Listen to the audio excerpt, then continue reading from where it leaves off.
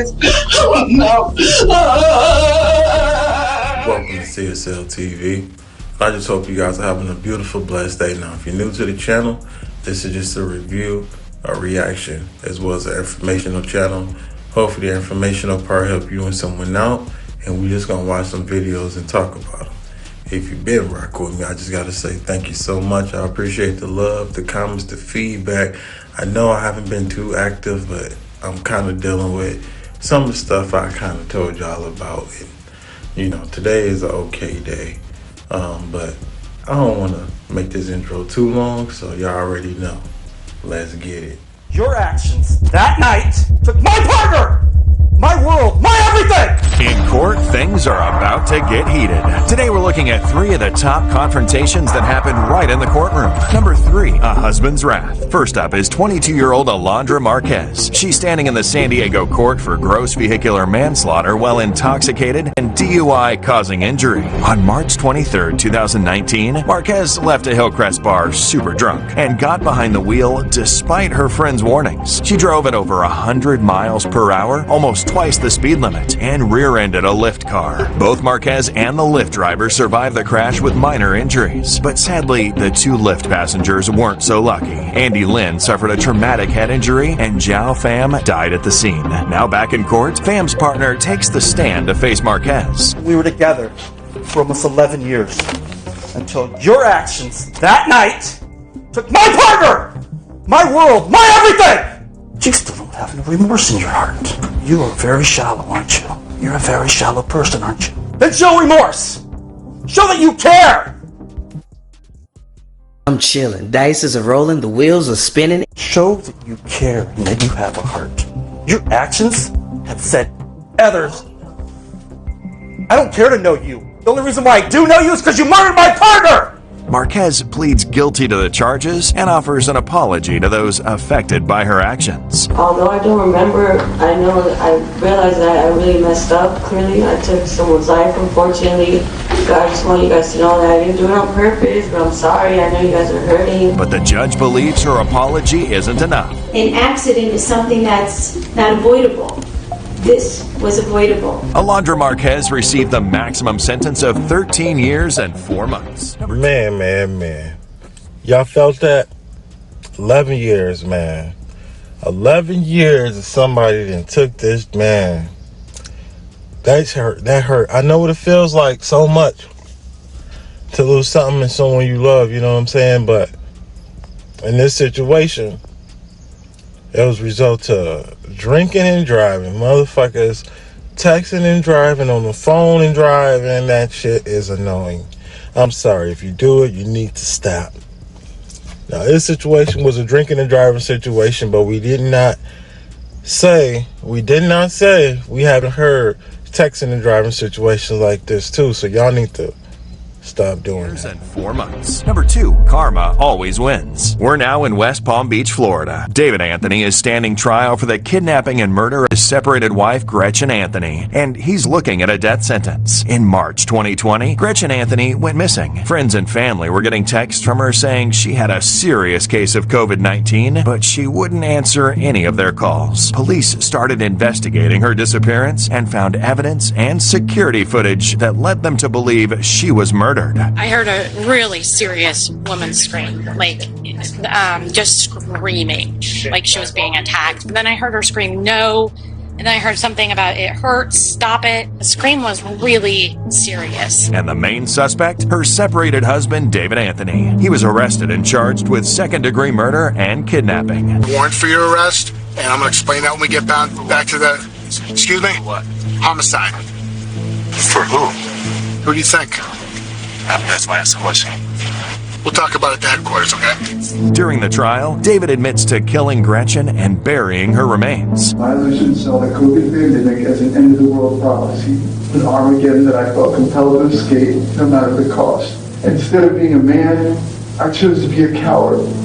I tried to steal what wasn't mine. And in the process, I ended her life. Her life had value. Her life had meaning. And I stole that life. At the sentencing hearing, Gretchen's sister Sarah Carey gives David a piece of her mind. Now, I would like to say some words to the defendant, whose name and being are not worthy of the air we all breathe. Your statement will never mean anything to anyone. You are pure evil. You stole a mother away from her child, a daughter away from her mother, a sister away from my brother and me. Gretchen believed in karma, and therefore we can take some comfort knowing that every day you spend in prison will be as horrific as the murder you committed. You can never be forgiven. You are disgusting. David Anthony was sentenced to 38 years in prison. Now, this guy right here, as we see, caught red-handed in the garage, doing some stupid, crazy stuff to his ex. I mean, you can't say you fall in love with the wrong people, because you never know if you in love who the wrong people are. And this is happened to be one of those situations where things was beautiful in the beginning, then it got rocky, then it stopped, they had to go separate ways, and then this type of shit happened. Years in prison. Number 1, not a victim. My name is Heidi Elizabeth Damon. I have a name. I have a name that will go on forever. This is 40-year-old Heidi Damon. On August 19, 2009, she survived a brutal assault in a Ybor City, Florida parking lot. She was walking to her car when 16-year-old Javon Cooper jumped her and choked her until she passed out. When she woke up, she had bruises all over her face and body and was completely naked from the waist down. Cooper was arrested and charged with attempted murder and attempted sexual battery. At the sentencing, Damon bravely decided to waive her anonymity rights and stand up to her offender. I will not address you by your birth name. See, you're already ashamed. You can't even look at me. I will not address you by your birth name, but what I feel you deserve to be called. Guilty, guilty, guilty. I am not a victim. I am the victor, the stronger and the winner. You picked the wrong woman on August 19th, 2009. I survived. You have simply victimized yourself. I will be free for the rest of my life. You will be a prisoner for the rest of yours. Hoped revealing her identity would encourage other women to speak out. What gave you the courage to so publicly confront your attacker? I think the desire to want to help other people that might not be as able to come out and talk about difficult things. Javon Cooper pleaded guilty and was sentenced to 15 years in prison and 10 years probation. In this lowlife right here, 15 years, 10 years after that probation. People like you deserve to be locked up, bruh. How you gonna try to rob and rape somebody? Rob, rape, murder, anything like this, you know, I feel you should be in jail for life. Now, 15 years, 25 years, you know what I'm saying? I don't care how anybody think about it. What if that was your sister, your mother, some female you love, you know, and this type of shit happened? Would you be thinking like, oh, well, no, you know what I'm saying? You'll be thinking probably way worse than this. So 15 years, 10 years probation. Oh, God, I can't do this. Oh, no. I can't do it. She's supposed to be the heart of the family, but she chose to be their worst nightmare. Today, we're covering 3 evil mothers who tore their families apart. Number 3, Amanda Lewis. I made an implant. What's wrong, ma'am? My daughter fell in the pool and she's not breathing. And she's not breathing? How old is she? She's 7 years old. All right, hang on just a second, ma'am.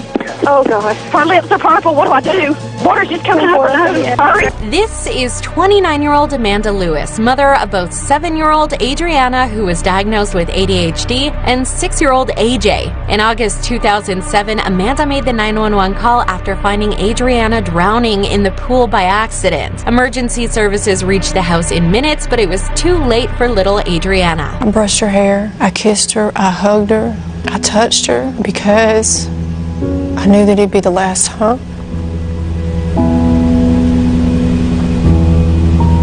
The last time I'd see her. But later that same night, one person stepped up with a testimony that would change everything. Amanda's own son, AJ. Mama, don't be sister. What does that mean? Drown. Adrian was laying like this and Mom was holding him on the so she wouldn't scream. Police then inspected the house only to find a filthy mess that reeked of urine. They were also shocked to know that both children were often neglected and would sometimes go without any food. This led to Amanda being arrested and charged with first-degree murder. In her trial, Amanda's co-workers testified about how Amanda always wanted to kill Adriana because she was exhausting to deal with. And as the main witness in the case, it was AJ's turn. If I told you your mother was in the courtroom here today, would that be the truth? No, so. At first, AJ didn't even recognize his mother, but when the attorney pointed her out, he broke down in tears. Now you recognize your mother? Yes, so.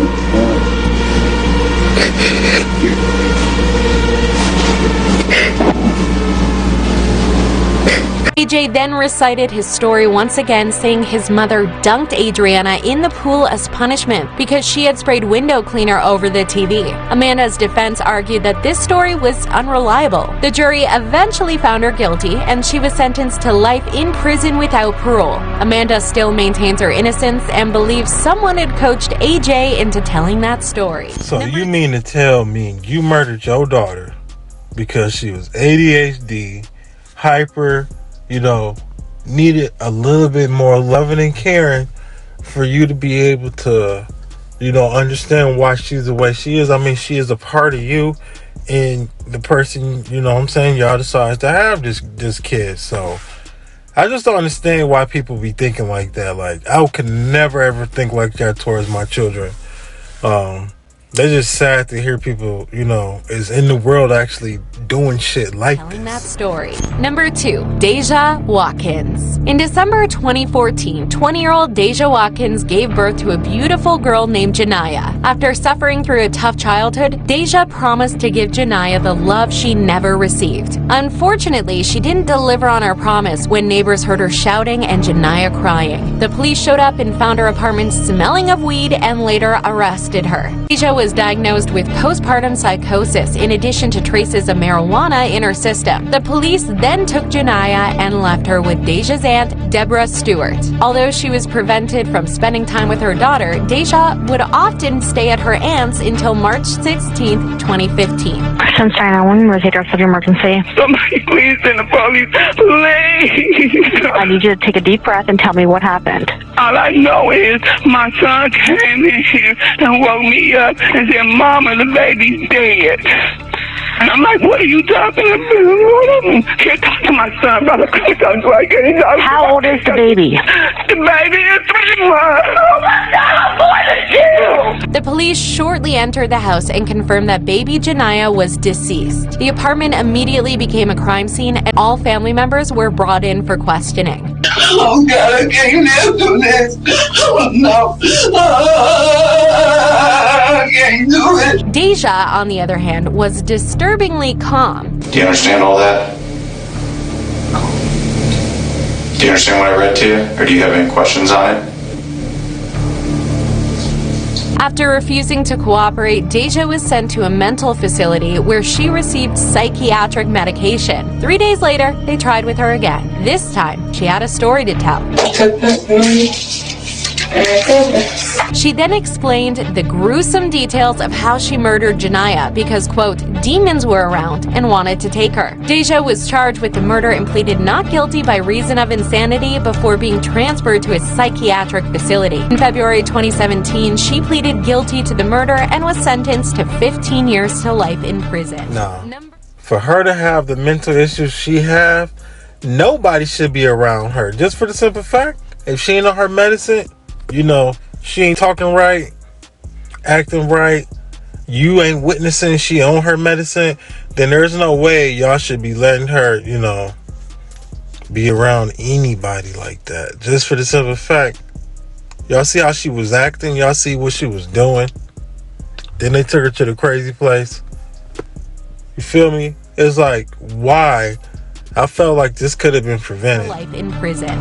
Number 1, Corey Richins. Utah couple Corey and Eric Richins lived a seemingly perfect life. 39-year-old Eric ran a thriving masonry business while Corey worked in real estate. They had 3 children together and were living an above-average lifestyle. But their life soon changed on March 4th, 2022, when Eric's lifeless body was found in his bedroom. The death was caused by high amounts of fentanyl in the blood and was likely due to Eric's history of painkiller addiction. But the story doesn't end there. He was 39. It completely took us all by shock. You know, my kids and I kind of wrote this book on the different emotions and grieving processes that we've experienced last year. Publishing the book named Are You With Me?, Corey's world came crashing down. She was later arrested over accusations of causing the death of her husband. His death came after months of stress and arguments between the couple, mainly over financial decisions. The last of which was a $2 million mansion that Corey wanted to buy, but Eric refused. Investigators stated that she had contacted a drug dealer by the name CL, asking him for fentanyl pills to put in Eric's drink. And just a few days after the messages between Corey and CL, Eric passed away. Corey is now charged with aggravated murder and possession of a controlled substance. She's still awaiting trial. Now this situation right here, she did this shit over money. Greedy. You know, he was the man. She was the one that's just spending. I wonder if she even contributed to anything in the household, or was it just like he was the one just providing all the time and shit like that? Because this, man, then the messed up part is he didn't buy the $2 million house. So what? You want to kill him? Well, you did kill him over fucking not buying a house. Financially, that probably wasn't a good decision, you know.